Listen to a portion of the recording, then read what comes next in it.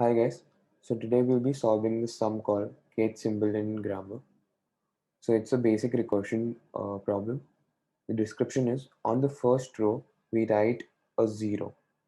Now in every subsequent row we look at the previous row and replace each occurrence of 0 with 0, 1 and each occurrence of 1 with 1, 0. Given row n and index k, return the kth indexed symbol in row n. The values of k are 1 indexed. So the example is if n is equal to 1 or k is equal to 1, so the output would be 0, n equal to 2, k equal to 1, so output would be 0, n equal to 2, k is equal to 2, the output will be 1, so n equal to 4, if there are 4 rows, okay, and k is equal to 5, what is the value? 4 rows, fifth value, which is 1. uh, n will be an integer in the range 1 to 30, k will be an integer in the range 1 comma 2 raised to n minus 1. Okay, so basically we want to find the kth grammar in the list where 0 gets converted to 0 1 and 1 gets converted to 1 0. So for example here if n is equal to 4, so we have 4 rows and first we start with 0, 0 gets converted to 0 1 and 0 get converted to 0 1, 1 gets converted to 1 0 here, and similarly 0 gets converted to 0 1, 1 gets converted to 1 0, 1 get converted to 1 0 again, and 0 gets converted to 0 1. So this sum is based on a pure trick that we have to, pure observation that we have to do in this basic structure that is coming up. So when we try to see that if we have a, a, a particular row, then that row will have same elements as the previous element if we are in the middle of the so basically there will be a partition. We'll be finding a middle of the array. For example, if this is an array, so we'll be finding the middle of the array, and on the left side the elements would be same as what it was in the previous row, and if you try to see that on the elements on the right side are complement of the elements on the left side. So this is basically the trick that we have to follow in the solution. Uh, and similarly here when we see that 0 0 1 1 0, this is same as 0 0 1 1 0, and on the right hand side of the middle we have the complement of the left hand side. So we'll be using recursion here. I'll just code along and explain. So we'll be writing the base case first. So if n is equal to 1 and k is equal to 1, then we'll be returning 0. Yeah.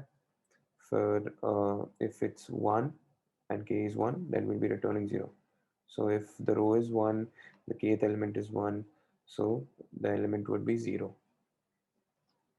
So this was the base condition.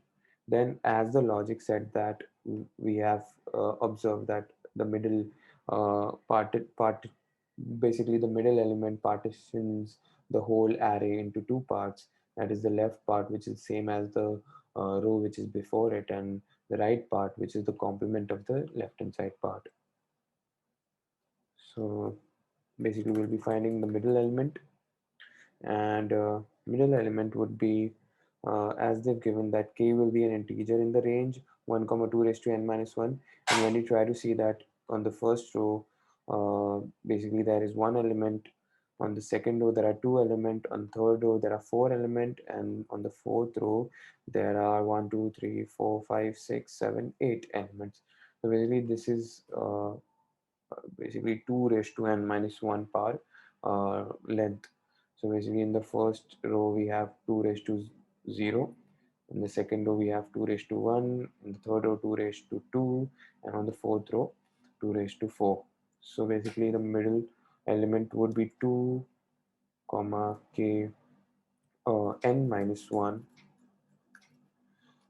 by 2 uh, power of 2 comma n minus 1. Basically 2 raised to n minus 1 by 2 will give us the middle element of the array, and from that we'll be basically seeing the two condition that I told you, that if it is less than mid, so it will be getting elements from the previous row n minus 1, and k would be the same, because k that we have to find would remain the same in the previous row as well. And the second part, as it is a complement, so we will be doing a not kth grammar n minus 1 comma k minus mid. So basically this whole part will be a complement of this part, which is similar to complement of this part. So we'll be doing that, and we'll be complementing it. That is by using a not symbol here. Let's run the code. Yeah, that works. All right. Thank you guys. This was a basic recursion problem. All we have to do is that we have to find the basic observation in what is happening in the solution in the problem, and we can write the code on it. Thank you.